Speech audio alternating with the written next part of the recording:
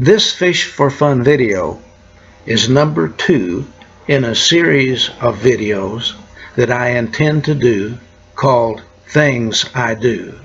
The idea is that I do some things that may be a little different from what you would normally see, and I hope you enjoy watching them. Today's subject will be things that I do that's different regarding crankbaits. I do some things with crankbaits that I'm almost sure you haven't seen anyone else do. I grew up at the perfect time for what it is I like to do. I grew up during the 50s and 60s when float fishing was at the height of its popularity. Rivers like the Gasconade River, the White River, the James River, and many others were internationally known. And the fishermen were doing something that we called plug fishing. And my purpose of telling you this is to indicate to you how it is that I came to discover what it is that I do that I think is different. So let me give you a history of kind of why I developed and when I developed my idea. I caught my first fish when I was 5 years old, and by the time I was 8 years old, I had my own fly rod, and my dad had taught me how to make my own lures, mostly flies and popping bugs. My brother and I would go up to our pond and fish almost every day. And when my dad had time to do so, he would take us down to the little creek that we used to fish that was about 2 miles from our house. As we got older, our folks would let us take our bicycle or walk to the little creek and fish by ourselves. When I was around the age of 14, something happened that totally changed my fishing world. My Uncle Rodney gave me a fishing plug. My dad let me use his Langley casting rod, and I began to fish with fishing plugs, as we called them back then, for the first time, and I was hooked. The only kind of fishing I wanted to do was to plug fish, and I practiced and I practiced and I practiced, and I learned to paddle the boat and do all of the things that I had to do to be able to fish with the old river fishermen. I loved fishing with the older fishermen and listening to their stories, listening to their techniques of fishing, and sharing ideas with them, and floating down the river and seeing all the sights and being with these guys was just fantastic. Well, I kept fishing and fishing, but then something else happened. I started collecting these old lures. A lot of the guys would give them to me. I could buy them when I could afford them. I traded things for them, and I was just fascinated with these new lures. And everywhere I went, whether I was fishing or not, I always had a box of fishing plugs with me. Now I want to fast forward for a few years. I eventually got old enough to go to college, went to college, earned my degree, began raising a family, and worked as an industrial engineer for 8 years. In 1966, the government created the National Defense Education Act, which was a program designed to recruit engineers and other people out of industry and into the classroom to provide more practical experience in the classroom. I was fortunate enough to be able to get into that program, and in 1967 I quit my job and went into graduate school. While I was working in graduate school, I met a guy by the name of John Goodwin, who was later to become my best friend. I found out that he shared my interest in fishing, and also he shared my love for collecting lures. Once again, let me fast forward.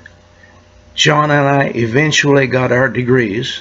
And when we graduated, we decided that we wanted to find jobs that were close enough together that we could continue our interest in fishing and collecting lures.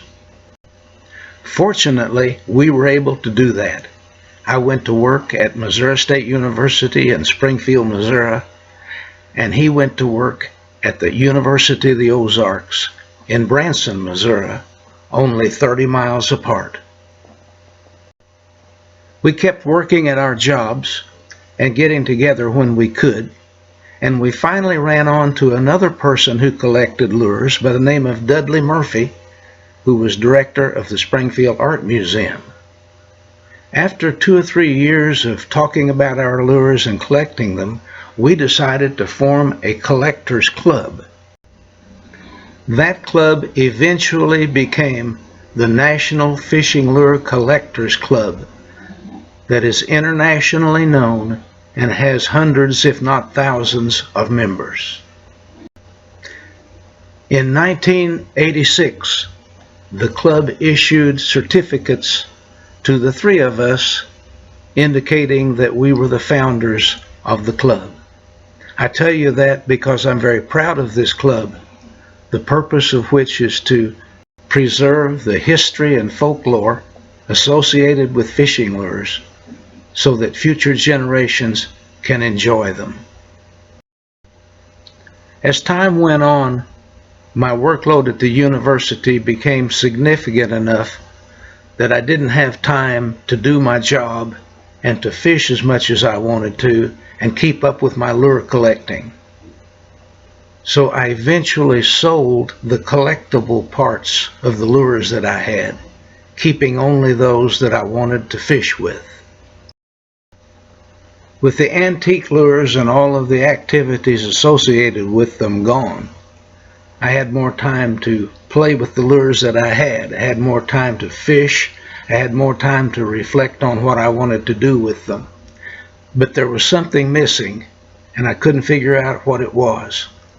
I spent several years enjoying my plugs and fishing with them, but I wasn't completely satisfied. I wanted something else. I wanted to come up with a lure that nobody else was using, and I think I finally figured it out. One night, while I was laying in bed thinking about some of the old river fishermen that I used to fish with, thinking about some of those real enjoyable times that we had, thinking of what they taught me and how good a fisherman they were, and then all of a sudden, something came to mind. This is the same lure that you saw in the previous package. I inherited that lure. The old river fishermen put skirts on the back of their lures. This is another lure that belonged to the same fisherman, and all the teeth marks on the lure can show you how effective it was. But if you notice closely, these skirts were put on so that the individual strands of plastic spread out away from the hook rather than trailing along behind it. Some of the older lure companies actually manufactured lures that had skirts on them, but they were always the type of skirts that trail behind rather than the type of skirts that spread away from the hook. If putting the skirt on so it spreads away from the hook can make a jig more effective, if it can make a spinnerbait work better, or if it can make a buzzbait work better, then why not put it on a crankbait? So what is it I do? I put the skirt on my crankbaits on the front hook instead of the back hook so as not to impede the action of them, and then I place them in such a manner that the plastic or the rubber or whatever you use falls away from the hook rather than pulling behind it. I came up with this technique for fishing crankbaits in the early 90s, so I've had about 25 years experience in using them. The engineering instincts within me wouldn't let me be satisfied with just coming up with something different. I had to prove that it was actually better. So most of 1 year, I created exact duplicate crankbaits, one of them having a skirt and the other one did not have a skirt. I carried 2 rods in my boat and made alternate casts and kept track of whether each fish that bit a lure bit the lure that had the skirt or the one that did not have the skirt. 69% of the fish I caught using this alternate casting technique hit the bait that had the skirt on it.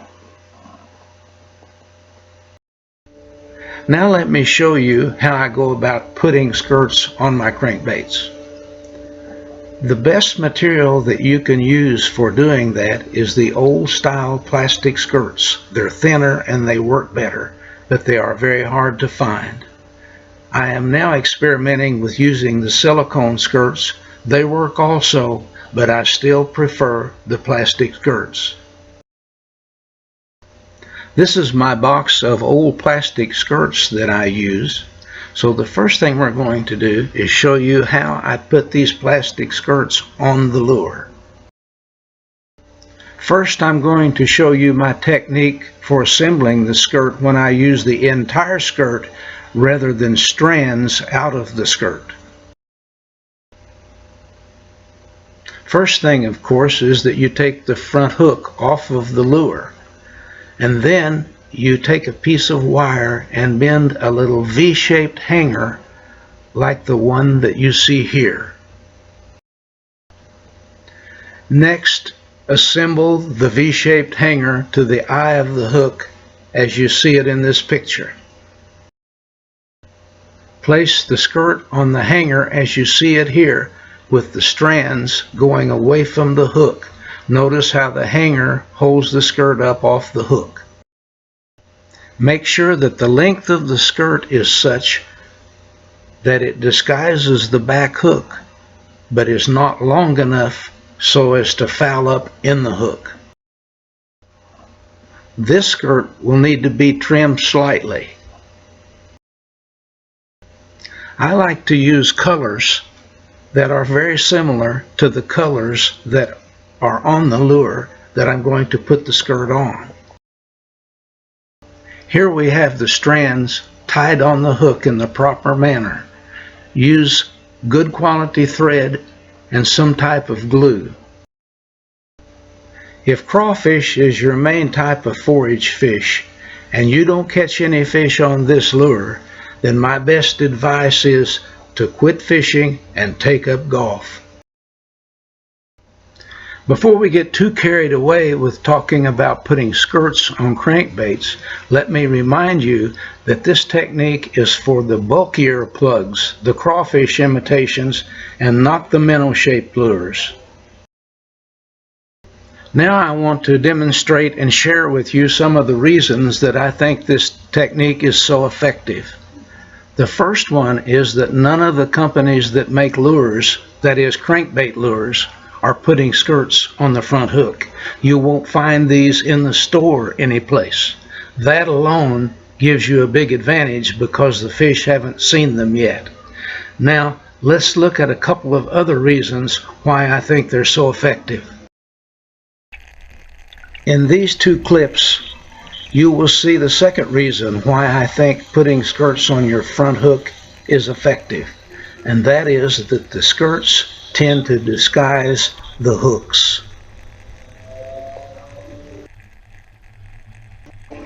Notice the lure on the right and how well you can see the hooks, while the one on the left is disguised.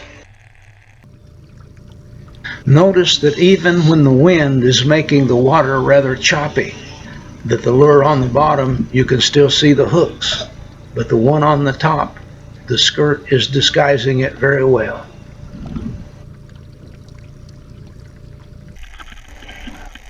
In this fisheye view, you'll notice that the same thing happens. And in this one, notice how much better you can see the hooks without the skirt.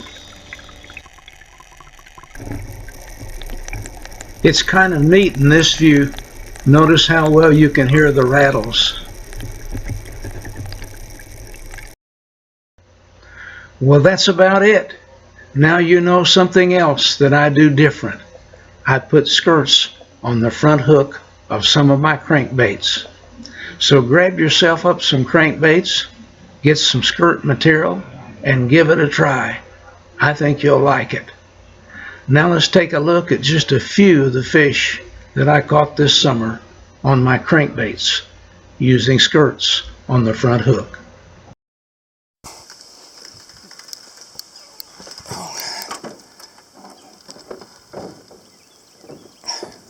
Paddle that boat backwards.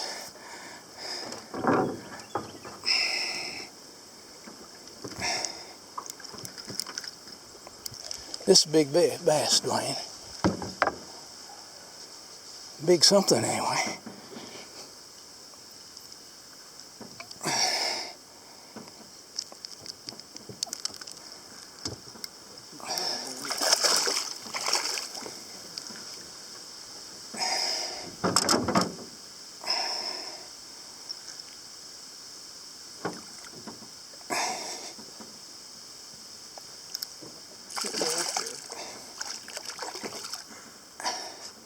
Much stuff in here.